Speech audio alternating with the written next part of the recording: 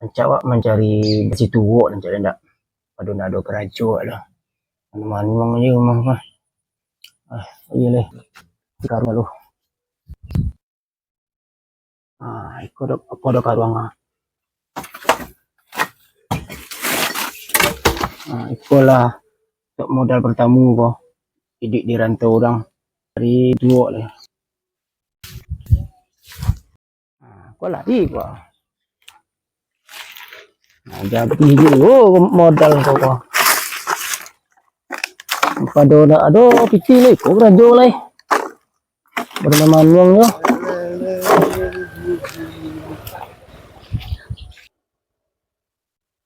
Dey, apa kerajaan nama dia kau? Mau kumpuin nampak apa mah? Model kau lah kawan ah. Hidup dia rantau orang. Kalau ndak beko ndak makan nak beko kok. Model kau kerajo kok. Iyalah, mantap tuh. Orang terbuang nanti kemean sampah orang nangkutin. Mantap tuh. Lanjutlah sampai lu. Malah saya di rantau orang kan.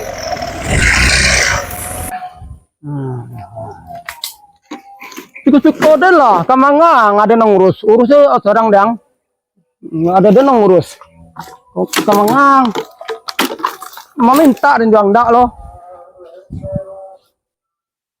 Alhamdulillah lah dijual lah itu edit pekan baru kok.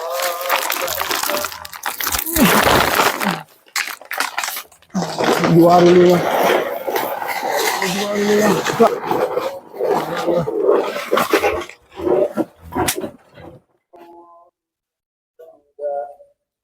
Banyak dapat barang aku je diang ni kok.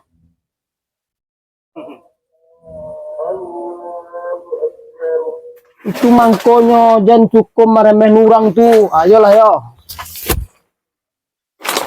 Sudah lah seperti ini. Dah dulu baru masuk. Mantap barang pun tak ada. Ayah.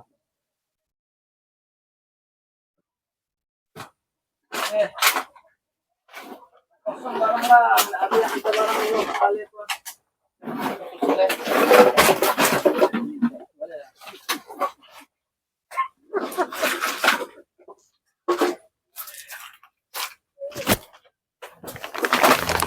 Mas, nimbang barang lah.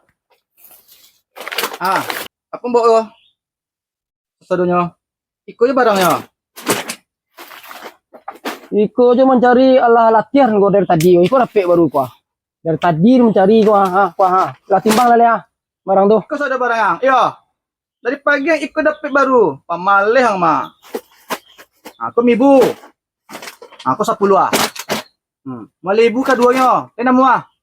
Masa iyo 5.000 nya dari tadi dia mencari baru aku tiang lah uang lagi 5.000 oke lah untuk makan dan padu nado. Malibu sado kan? Oke. Sama banyak citong ada. Lidah. Dua. Mibu. Ikut kerajaan baru kau baru tadi. Dari tadi cari kau tipe ya. Mana? Salam. Upah 5 balinya walau nyampang kina. Mati lah pada boleh. 5.000 ya. Itu nyampang tu. Lah, peti boleh kok. Lah, mau dewa angko lele. Baru itu barulah banyak bana. Kode angko masih banyak le kok.